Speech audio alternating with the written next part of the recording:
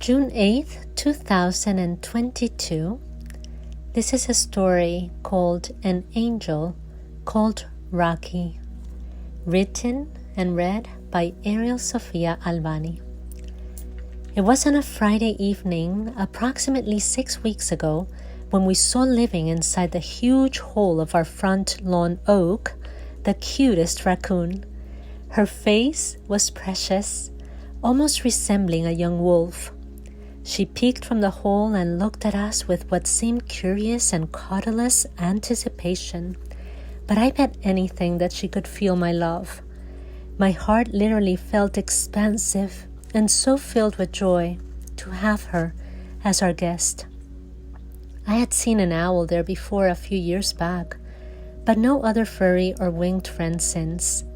I telepathically communicated my joy to her and welcomed her presence. The owl, a few years ago, stayed for a while, just hours, and left. I expected Raki, the raccoon, to be the same. Eamon was a bit less enthusiastic than I, since the mango harvest is coming up and the tree is full of fruit.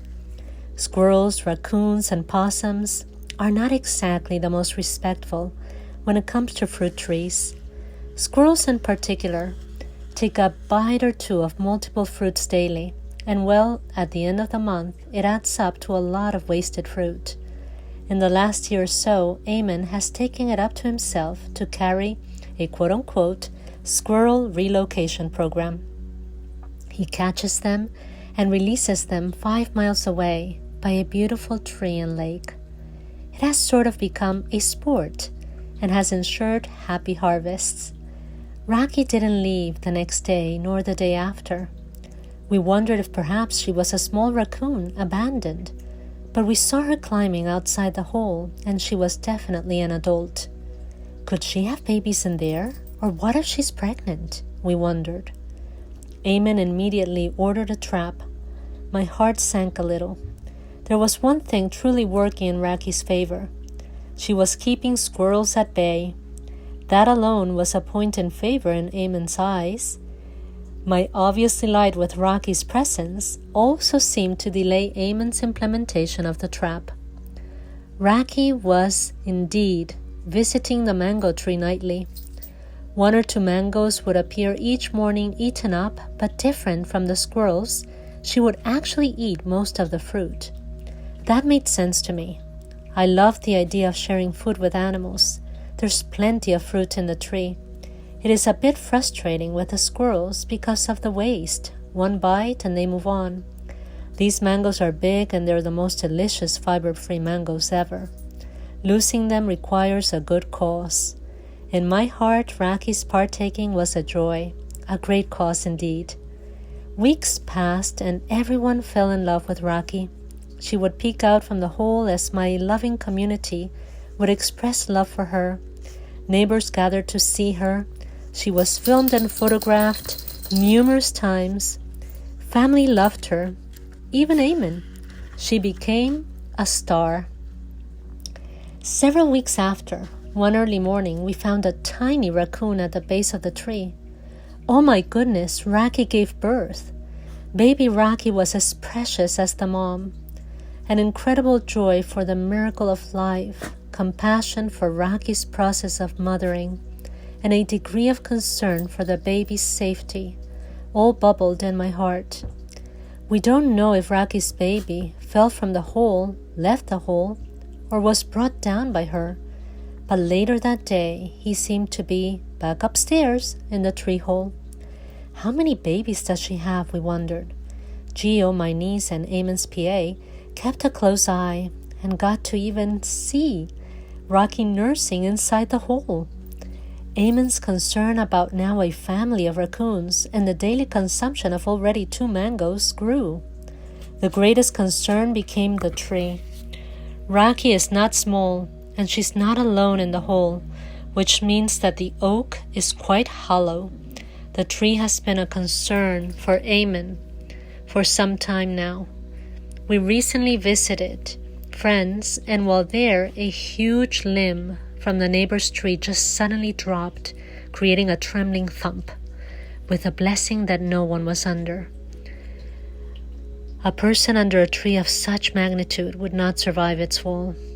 Concerned about the confirmed hollowness of the tree, thanks to Raki's presence, Eamon called an arborist to get a professional opinion.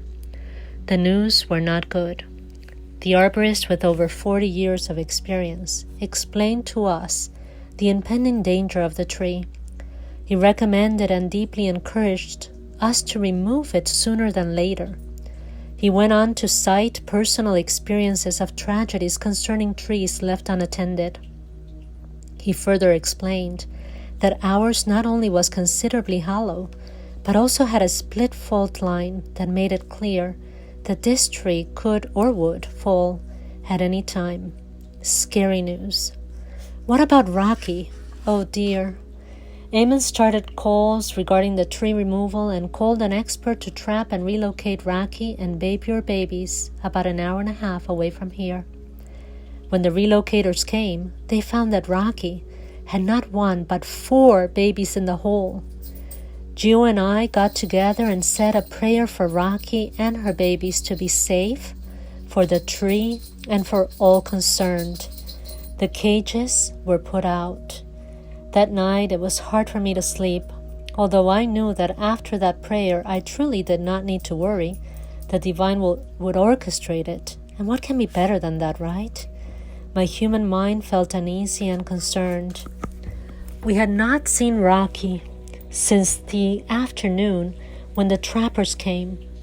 The next morning the cages were empty and Raki still was nowhere to be seen. What if she left and her babies are in there? Hours passed and still no Raki. After 24 hours of Raki's absence, we decided to check on the hole and see if the babies were there, and mostly if they were okay. To our delight, we found the hole empty. Raki left with her babies that night. Her job was done. For approximately 6 weeks, we shared so much love. She helped us realize the importance of addressing the tree. She was an angel. She did not need to be trapped. Gratitude blesses my heart. It has been a few days, and we have not seen Raki since.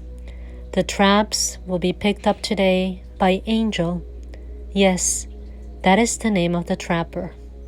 Life works in mysterious ways. Blessings, divine.